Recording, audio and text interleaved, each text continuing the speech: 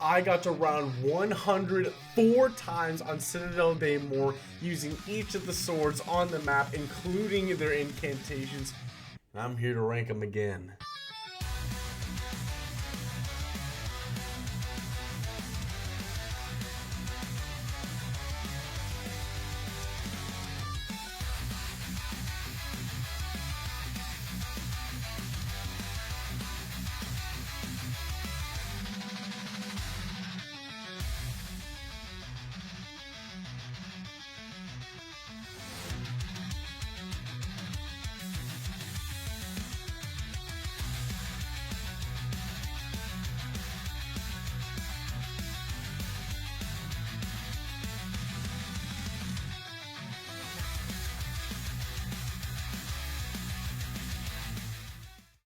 Ladies and gents, Spanks and Banks, how we doing today? Yes, today I will be re-ranking the swords, but this time with a little twist. I have reached around 100 using each of the swords, so this time I can fairly rank these swords. I have had so much time with these swords, and yes, guys, this took a very, very long time. So if you guys want to leave a like on the video, please do. If you guys have any opinions about whatever opinions I have on these swords, leave it down in the comments below. Let's get started. So the way I'm going to be ranking these swords in this video is I will be ranking them based on their abilities, their passive abilities, their incantations, and how well they will get me out of some scary situations, like this one right here. Do you smell it? That smell. The kind of smelly smell. A smelly smell that smells smelly. But before I get into the ranking, let's talk about how I got to round 104 times. How did I go through 400 rounds with these swords? With every game I start off with, I will get my sword that I'll be using that game with its corresponding incantation, and I will be stationing myself in spawn for the entirety of the game.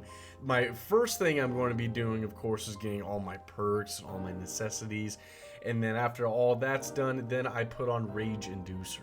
This, of course, will stay on until round 56 when it's all done. So my strategy from round 16 to around round 65, I'm just kind of running around in circles, just killing things with the sword, using the incantation. My real strategy, though, has to do with Frenzied Guard. This is my ultimate killing machine.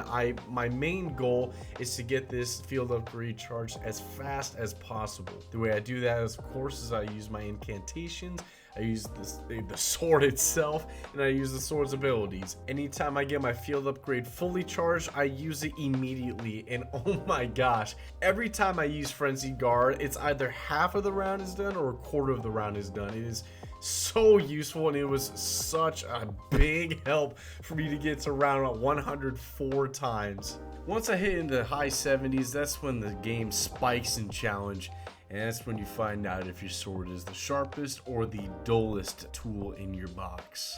And that's how I'm going to rank these swords. Which is the easiest sword to get me to round 100, and which is the hardest? And which one is going to get me out of those sticky situations? Now, the last thing I want to talk about before I get into the sword ranking is talking about my old sword ranking. Now, in last place, I did put the Durendal, then I put the Solias, then I put the Balmung, then I put the Caliburn. But, guys, my list from back then till now is night and day. And there's going to be some jaw-dropping moments, but I will be going into full detail on what shines about these swords and what could be very much more improved. Now, with all that being said, with all 400 rounds being completed, here is the worst sword in the game.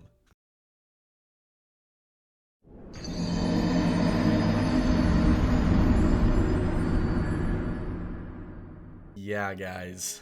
My favorite sword, my number one from last video, all the way down to number 4. Now, Spank, what happened? This was your top dog. How is this sword at number 4? The Caliburn's biggest weakness has got to go to its super ability. I think this super ability can either go either one way or the other. You can either miss all 3 blasts and then you gotta go and get all your kills again without your passive ability, which is just Napalm Burst, which honestly, This sword also has the worst passive ability. I mean, I don't really get many kills with the napalm burst ability on this sword, but its super ability is extremely easy to misuse, and it can also be a downfall and a big detriment to your gameplay. It can either make your game or it can end your game. One of the biggest positives about this sword is it is just an absolute unit. You know, like the sword itself looks the most badass out of all the other swords, and the animation is pretty visually stunning. I think that's why I put it at #1 last time. It's just that explosion just does not get old for me. But what does get old for me is how many times I get down with this sword. This was the hardest sword to get to round 100. Using any other sword besides the Caliburn was so much easier to get to round 100. Another bright thing about this sword is its incantation. It is extremely good against elite and special enemies. It can one-shot amalgams. Do you guys know how good that is? That is incredible. All you have to do is press one button and aim in the amalgam's direction. It's done. During this game, I went down 5 times and used all 3 of my dying wishes, and I had to use 6 mangler injections. Now wait, hold on a second, Spank. I thought you were anti-mutant injector. Now, guys, I am, but at the same time, I had to go through 400 rounds, and I had to get to round 100 somehow. I really did not want to have to repeat games, so I did keep track on each one of my swords and how many times I had to use mutant injections. And oh my gosh, mutant injections make this game so easy. You pop in, a round's done, and I had to use that 6 times in this game. The only times I ever try to use mutant injections is if I literally have no other option or my back is up against the wall. Guys, I seriously did not want to have to use these mangler injections, but this just proves why the Caliburn is at the bottom. It's because there are so many times where this sword has put me in such bad spots, and it didn't really give me many options but to use the mangler injections. This was also my longest game, coming in at 2 hours and 45 minutes. Moving on to the #3 spot.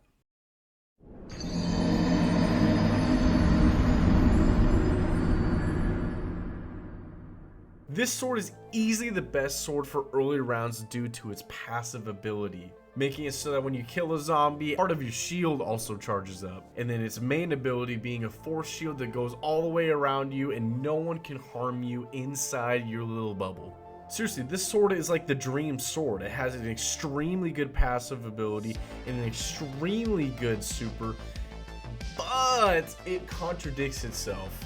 I personally would want to keep using the supers, but at the same time, I have this ability where I can keep recharging my shield, but it's like you gotta pick one or the other, and then it's just like once you use your super, then both of those extremely good abilities are just gone, and it's just kind of a soul. Another thing about reaching round 100 with this sword is that during the later rounds, using this forced shield ability around you, the super, it's kind of fucking scary. You got like 50 zombies sprinting at you, and your super ability is extremely, up and personal with these zombies. You gotta intentionally run into the horde and hope that you have, you're really good with timing. And if you have bad timing with your super, you could just be in the middle of a horde and then just die.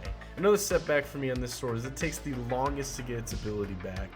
I cannot tell you guys how many zombies I had to kill to get this ability back. During the higher rounds, the weakest part about this sword was the fact that it was just a sword without an ability. With other swords like the Caliburn or the Durandal or the Balmung, I feel like I was like constantly using those abilities, but with this sword, I just could not get its ability. There were times where I would use my field upgrade, my frenzied guard, and while I'm being surrounded by zombies, and yes guys, I have no idea how I'm seeing in here. While I'm slaughtering these zombies, sometimes my field upgrade just wouldn't charge, and I'm killing what looks like 70 zombies. My way out in this situation would be after my frenzied guard would run out, I would use my super ability, and then all the zombies that are around me would die, and then part of my field upgrade would also charge.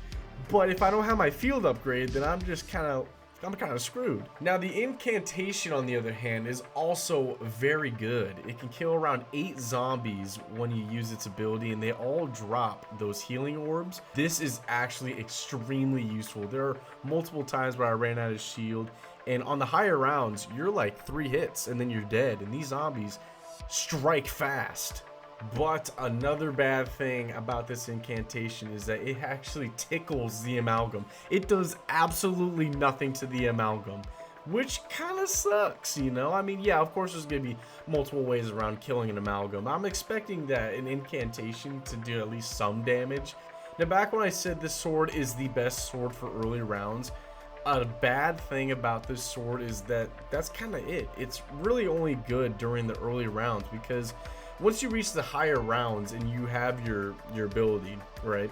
You have your force shield ability, but you don't want to use it because you want to get that passive ability where you're getting your shield up. It actually isn't really that good. When a zombie hits you in the higher rounds, it takes a good chunk of your armor. And so when you're swinging and slicing and dicing, you're getting like, you know, centimeters of your armor back, but then you're receiving more hits than what you're getting back in armor. It really isn't that worth it. So then you're just using your super ability. But then I also kind of told you guys it's like the scariest one. You're the most intimate with these zombies because you're right on their face. I call this sword the cocky sword because this sword is like the ultimate healing sword. You can heal your armor, with the incantation you can heal your health, and with its super ability, nothing can literally touch you. But if you're cocky and you think nothing can touch you, at some point, something's gonna fucking touch you.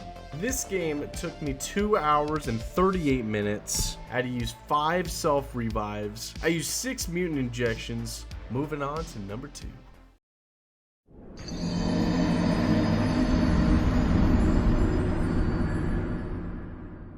Now guys, I'm gonna need you to calm down. I know how much shit I talked about this sword. It was, to be honest, it was terrible at launch. This sword was god awful, but with all the patch notes that I've seen on this sword, the amount of times that they had to rework this sword, of course it's gonna have to be good at some point. But let me just explain to you guys why this sword is better than the Caliburn and the Solias. Now, what makes this sword so special is, in fact, its main ability. I think this one is the most satisfying ability that I've seen.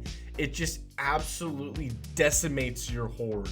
It melts amalgams, it destroys doppelgas, and you can use it in such a safe distance, which is the exact opposite from the Solias. The best part about this sword by far is, remember how I talked about my strategy is to get my field upgrade as fast as possible. This sword was the second fastest sword to get my ability back. I'm gonna be honest, this was probably one of the funnest round 100s on this list that I've done, and it was just such a blast. I had so much fun using it. Another positive about this sword is its incantation. This also one-shots amalgams, even during the higher rounds. I think one thing that I never really noticed about its sword was the passive ability, which is Dead Wire. Personally, I was just constantly using its main ability and just decimating my crowd. But yes, there is one big critique that I have about this sword, which could be the death of you, which it wasn't for me because I always kept myself having a safe distance from myself to the horde, is the animation. You cannot cut out from this animation. Once you activate it, you're going. It's like peeing. You're not gonna stop. Overall, this sword had the biggest glow up I have ever seen in any wonder weapon in Call of Duty history. Like, I absolutely hated this sword when I used it back when this map first came out, and now I absolutely love it. This game took me 2 hours and 44 minutes. I did lose all my dying wishes, but I didn't go down a single time. And I only used 2 mutant injections. Now, the number 1 spot.